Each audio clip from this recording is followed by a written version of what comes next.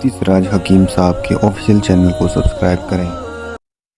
इसी तरह फरमाया कि एक और कौम पर मेरा गुजर हुआ, या एक और पत्थर के पास मेरा गुजर हुआ कि जिससे एक बहुत बड़ा बेल निकलता है, बेल, और दोबारा उसमें जाने की कोशिश करता है लेकिन नहीं जा सकता।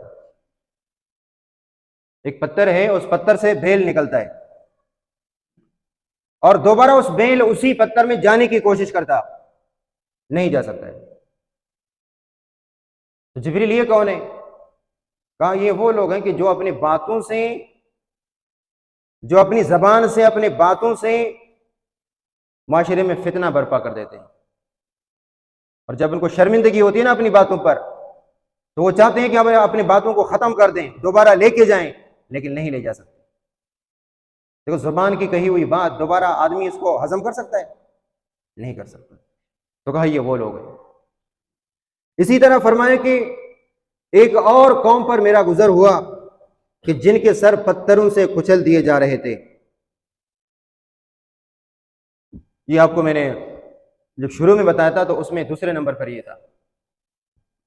वहां पे आपने ये सुना है कि नबी अकरम सल्लल्लाहु अलैहि वसल्लम इरशाद फरमाते हैं कि मैंने देखा एक बंदा लेटा हुआ है, सोया हुआ है, और दूसरा बंदा उसके सराने पे खड़ा है, और जो सराने पे खड़ा है वो इतना वजनी पत्थर उठाकर उस शख्स के सर के ऊपर मार देता है जो लेटा हुआ है, और इसके सर के टुकड़े टुकड़े बन जाते हैं और पत्थर दूर जाकर लुढ़कता है।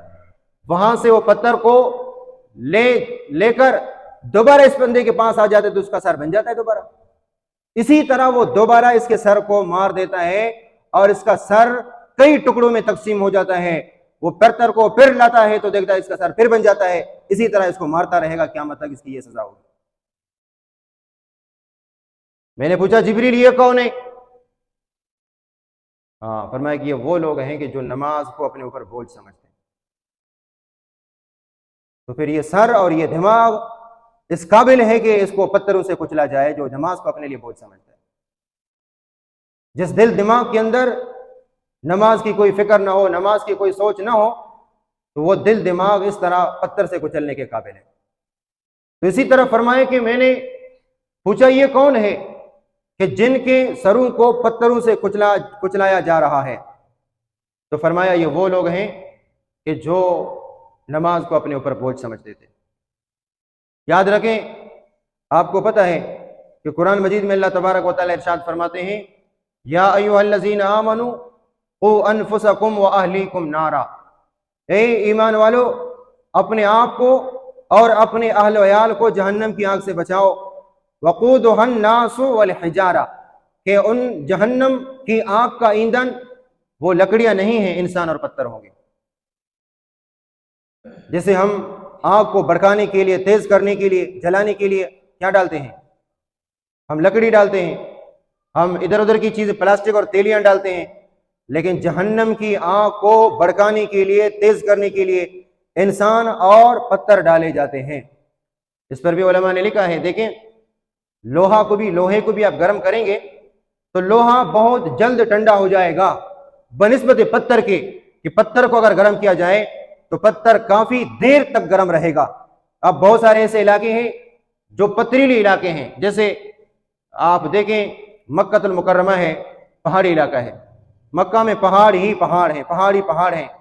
इतनी गर्मी होती है, इतनी गर्मी होती है, इतनी गर्मी होती है कि आप रात 2 से 3 बजे, हालांकि रात को तो गर्माइश खत्म होनी चाहिए, रात 2-3 बजे अगर आप उठेंगे तो उन पहाड़ों की तपिश आपको लगेगी। जो दिन में गर्म हो चुके थे उनकी तपिश आपको 2 बजे रात को, 3 बजे, 4 बजे उठेंगे, उनकी तपिश खत्म नहीं होगी और इंसान को महसूस हो रहा होगा कि पहाड़ों से गर्माइश आ रही है। तो इसलिए फरमाया कि या अय्युहल्लज़ीना आमनू क़ू अनफुसकुम व अहलीकुम नारा। ए ईमान वालो, अपने आप को और अपने अहल वयाल को जहन्नम की आग से बचाओ। वक़ूदुहन नासु वल हिजारा, कि जहन्नम की आग का ईंधन इंसान और पत्थर होंगे। तो ये फरमाया कि मैं एक ऐसी कौम पर मेरा गुजर हुआ कि उनके सर पत्थरों से कुचले जा रहे थे। मैंने पूछा जिब्रील ये कौन है?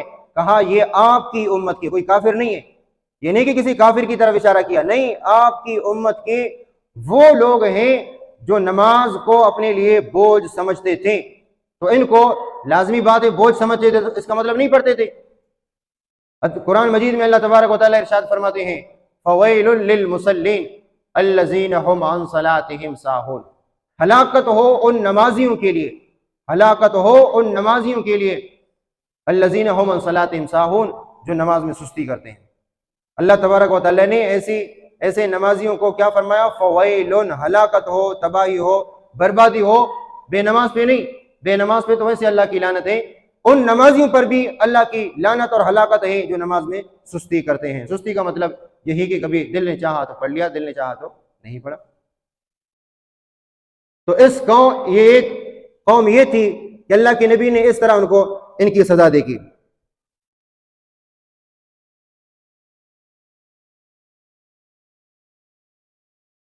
اور اسی طرح اللہ کے نبی نے فرمایا میرا گزر ایک ایسی قوم پر ہوا کہ جن کی شرمگاہوں پر چیتڑے لگے ہوئے تھے اور وہ خاردار زہریلا درخت کھا رہے تھے اور گرم پتھر کھا رہے تھے۔ کیا فرمایا کہ میرا گزر ایک ایسی قوم پر ہوا، میرا گزر ایک ایسی قوم پر ہوا کہ جو زہریلا اور کانٹے دار درخت کھا رہے تھے اور گرم پتھر ان کو کھلایا جا رہا تھا۔ یہ نہیں کہ شوق سے کھا رہے تھے، کون شوق سے گرم چیزیں کھاتا؟ آپ گرم روٹی گرم سالن کھائیں گے تو کتنی تکلیف ہوگی، 1 گھنٹے تک آپ کی زبان سے سی سی کی آواز نکلتی ہے۔ کوئی گرم آپ روٹی کھائیں، گرم سالن کھائیں تو کتنی تکلیف ہوگی، زبان پہ چالے نکلیں گے۔ نہیں، ان کو دیا جاتا ہے، زبردستی ڈالا جاتا ہے۔ یتجرعہ ولا یکاد یسیغہ، کہ گھونٹ گھونٹ کر پیئیں گے اور ان کے حلق سے کانا نہیں اترے گا، کیونکہ کانا ہو تو اترے گا، یہ کانا ہے نہیں بلکہ کانٹے دار درخت ہے۔ قرآن مجید میں اللہ تبارک و تعالیٰ فرماتے ہیں ان شجرۃ الزقوم طعام الاسیم، زقوم کا درخت یہ کانا ہوگا گناہگاروں کے لیے۔ کھائیں گے نہیں، ان کو زبردستی کھلایا جائے گا، یہ نہیں کہ شوق سے انسان کھاتا ہے۔ تو فرمایا کہ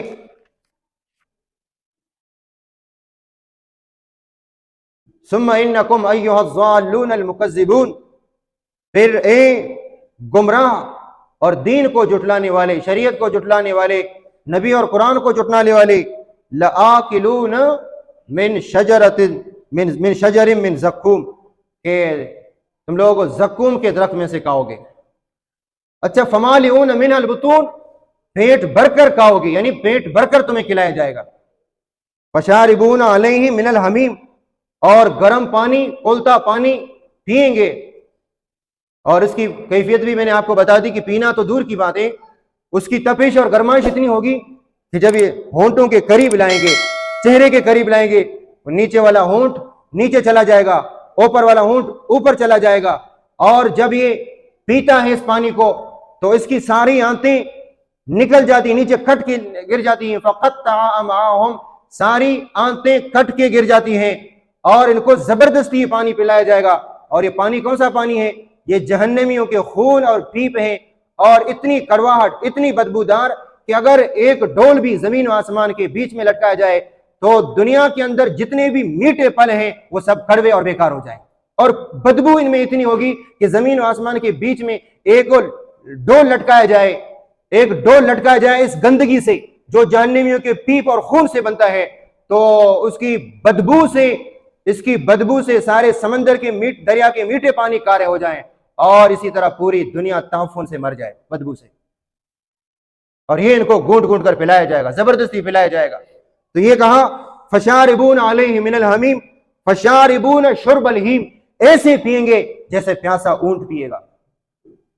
تو اللہ تبارک و تعالیٰ فرماتے ہیں ھذا نزلہم یوم الدین، یہ بطور مذاق کے اللہ تبارک و تعالیٰ فرماتے ہیں یہ تمہاری مہمان نوازی ہے، یہ تمہاری کیا ہے؟ مہمان نوازی ہے۔ کیوں؟ تو نحن خلقناکم فلولا تصدقون، کہ ہم نے تمہیں پیدا کیا تو پھر تم نے ہمیں کیوں ہماری تصدیق نہیں کی، ہمیں کیوں نہیں مانا، قرآن و سنت کو کیوں نہیں مانا، ہمارے نبیوں کو کیوں نہیں مانا۔ نحن خلقناکم فلولا تصدقون افرأیتم ما تمنون اانتم تخلقونہ ام نحن الخالقون نحن قدرنا بینکم الموت وما نحن بمسبوقین۔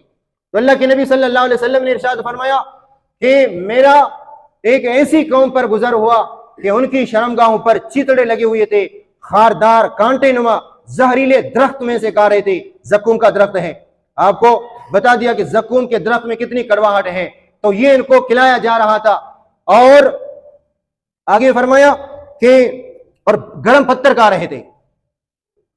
زقوم یعنی کانٹے دار درخت کھا رہے تھے اور گرم پتھر ان کو کھلایا جا رہا تھا۔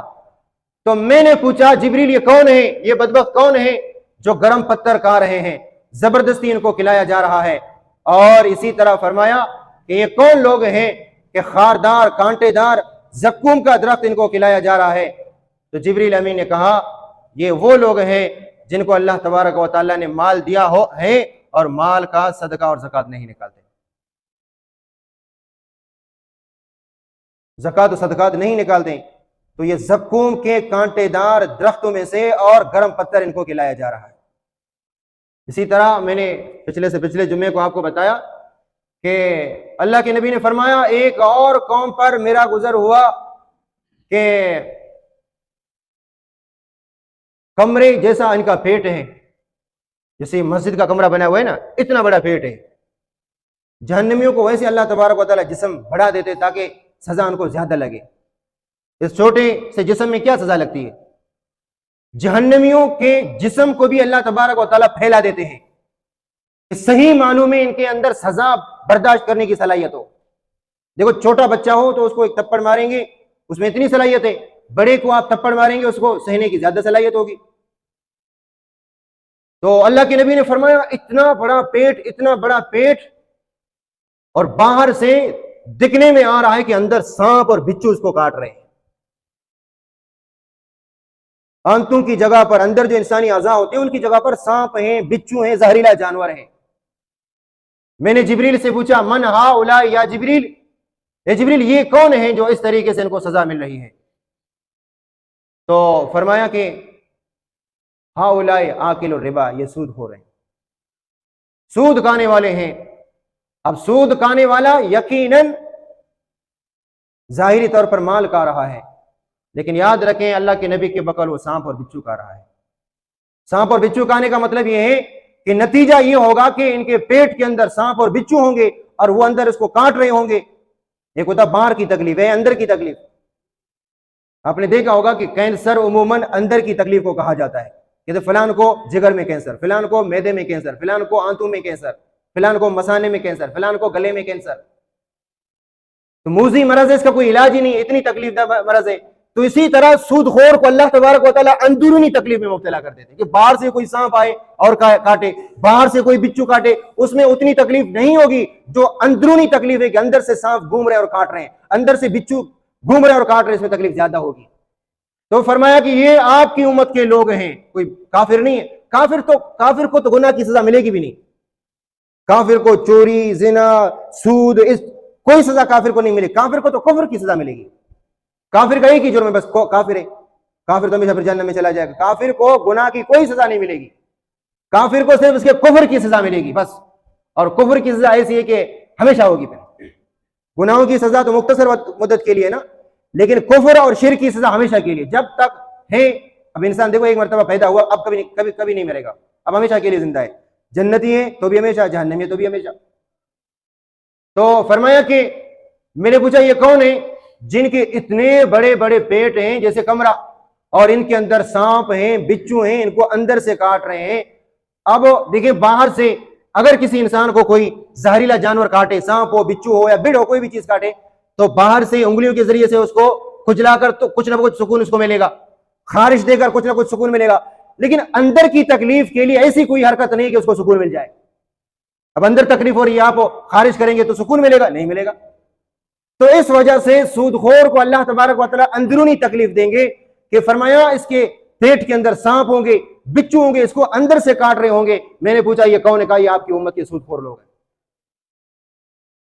تو اس طریقے سے یہ سزائیں امت کو ملی ہیں، اور اللہ کے نبی نے یہ اس لیے اپنی امت کو بتا دیا کہ تاکہ میری امت باز رہے ان چیزوں سے، اور ان چیزوں سے اپنے آپ کو دور رکھے۔ یاد رکھیں یہاں پہ ایک اور بھی بات آپ کو میں بتاؤں کہ بعض لوگ یہ کہتے ہیں کہ آپ صلی اللہ علیہ وسلم کو صرف خواب کی حالت میں معراج نصیب ہوئی. یہ بہت بڑا اعتراض ہے کہ آپ صلی اللہ علیہ وسلم کو ایسے جاگتے حالت میں یعنی بیداری کی حالت میں معراج نصیب ہوئی یا آپ صلی اللہ علیہ وسلم نیند میں تھے. ابھی آپ کے سامنے دونوں بھی واقعات آ گئے. جو پچھلے جمعے کو میں نے آپ کے سامنے بیان کیا کہ اللہ کے نبی نے فرمایا کہ میں سویا ہوا تھا تو دو بندے آئے اور وہ دونوں بندے مجھے لے کر گئے اور ایک چیز کا ذکر کیا, دوسری چیز کا ذکر کیا, تیسری چیز کا ذکر کیا, چوتھی چیز کا ذکر کیا. تو اللہ کے نبی نے خواب میں دیکھا تھا, کیونکہ اللہ کے نبی نے فجر کی نماز پڑھ کے صحابہ سے پوچھا تم میں سے کسی نے خواب دیکھا ہے؟ صحابہ نے کہا نہیں. تو اللہ کے نبی نے فرمایا آؤ میں تمہیں بتاؤں, میں نے آج رات یہ خواب دیکھا ہے. تو پھر اللہ کے نبی نے یہ خواب بتایا اپنے صحابہ کو کہ میں نیند میں تھا اور دو بندے آئے, دو بندے سے مراد جبریل اور میکائیل ہے, یہ مجھے لے کر گئے اور پھر 4 قوموں کا جرم اور ان کی سزائیں اللہ کے نبی کو دکھائی گئی. ٹھیک ہے, وہاں بھی یہ فرمایا کہ یاد ہے نا کہ ایک آدمی بیٹھا ہوا تھا, دوسرا اس کے سرانے پہ کھڑا تھا اور جو کھڑا تھا اس کے ہاتھ میں لوہے کا کنڈا تھا, وہ اس کے جبڑے میں ڈال دیتا تھا, زور سے کھینچتا تھا, اس کا آدھا حصہ چمڑے کا اس طرف آتا تھا, پھر اس طرف آ جاتا, لوہے کا کنڈا یہاں پہ ڈال دیتا تو زور سے کھینچ دیتا اور یہ والا حصہ اس طرف آ جاتا. میں نے پوچھا کون ہے؟ تو اللہ کے نبی سے کہا گیا یہ آپ کی امت کے جھوٹ بولنے والے لوگ ہیں, جھوٹ بولنے والے لوگ ہیں کہ لوہے کے کنڈے سے ان کے جبڑوں کو پھاڑا جا رہا تھا. یہ کون ہے؟ آپ کی امت کے جھوٹے لوگ ہیں, جھوٹ بولنے والے لوگ ہیں. تو بہرحال پھر اس کے بعد دوسری قوم کو دیکھا جس کے سر کو پتھر سے کچلا جا رہا تھا, اور تیسری قوم پر گزر ہوا کہ ان کو خون کے سمندر میں ڈبویا جا رہا تھا. تو آپ صلی اللہ علیہ وسلم نے یہ سب کچھ خواب میں دیکھا. ٹھیک ہے, خواب میں دیکھا. ابھی جو آج میں نے آپ کے سامنے ذکر کیا نا, یہ خواب میں نہیں دیکھا اللہ کے نبی نے, بیداری کی حالت میں دیکھا. بیداری سمجھتے ہیں نہیں, جاگتے ہوئی حالت میں اللہ کے نبی نے دیکھا.